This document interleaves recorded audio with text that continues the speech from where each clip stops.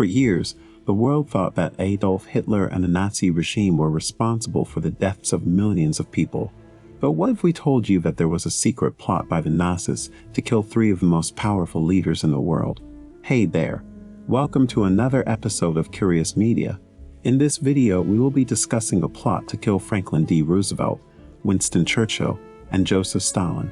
This is an important topic that must be discussed openly in order for the truth to be revealed. Stay tuned for more information on this shocking subject.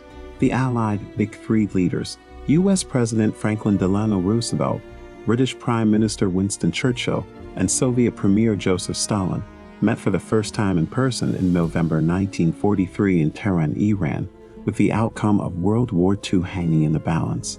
There were amusing moments, such as when Churchill danced at his 69th birthday party, and tense moments, such as when Stalin made a joke about assassinating 50,000 to 100,000 German soldiers after the war.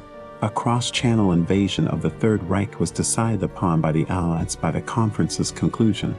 FDR revealed a secret to the White House press corps upon his return to the U.S. in December. A Nazi assassination plot against him, Churchill, and Stalin had threatened a meeting.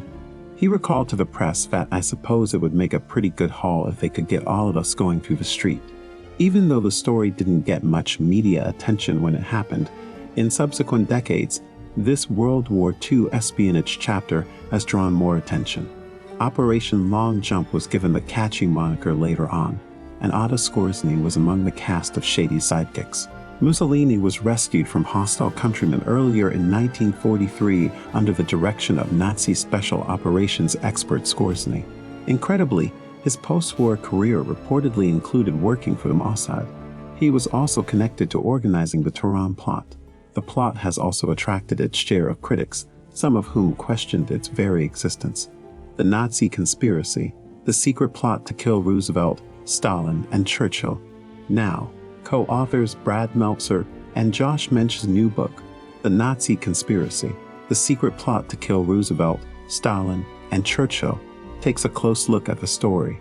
In a joint interview with his co-author for the Times of Israel, Mensch said, "You can see, in the book, FDR comes home from Tehran and he immediately says, 'The meeting went well, and by the way, the Nazis tried to kill us.' Within a year, Normandy happens and the plot fades into history."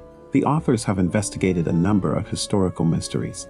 Meltzer is the host of 2 History Channel programs in addition to being the #1 New York Times best-selling author. In the latter role, he assisted in locating the American flag that firefighters had mysteriously vanished from a famous photograph taken over Ground Zero on 9/11. He has written 2 previous books with Mensch, a best-selling author and producer of documentary television, about failed assassination attempts on the presidents of the United States, George Washington and Abraham Lincoln. The Wannsee Conference, which planned the annihilation of European Jewry in 1942, as well as the Holocaust's mass murders, including the infamous 1943 Action Ernstfest massacre at the Majdanek extermination camp and 2 labor camps, Troniki and Poniatowa, are all extensively covered in the author's most recent book. Meltzer first learned about this tale when he came across a brief article about it online. At the height of World War II, there was a plot to assassinate Churchill, Stalin, and Roosevelt, he recalled. "I sent it to Josh right away. Is it true? Surely not. What's going on?"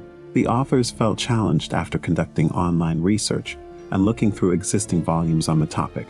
"It was extremely perplexing," Meltzer said. "There was a lot of contradictory data. It turned out that a lot of it was false information.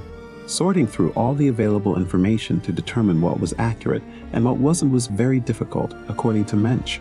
They discovered that Stalin's refusal to leave the Soviet Union, which was suffering horrific losses in its battle for survival against Nazi Germany, was a major factor in the difficulty of scheduling the Tehran meeting.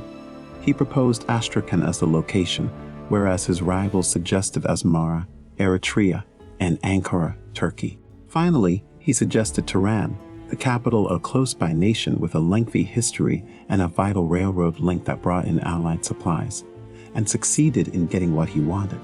FDR, Churchill, and Stalin arrived in Tehran for their long-awaited meeting by late November. Even though Mayer was unable to work, the Nazis had new ideas.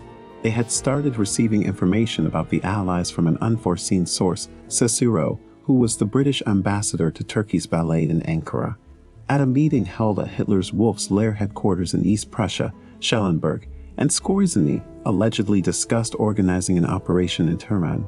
All but 6 of the 38 German operatives who parachuted into Iran, according to the Soviets, were apprehended the day before the conference.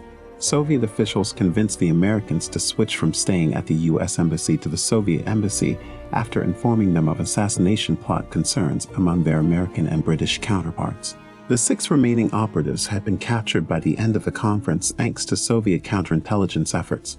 But the question still stands: how serious was the threat? What do you guys think? Let us know in the comments. Don't forget to like, share, and subscribe. Bye.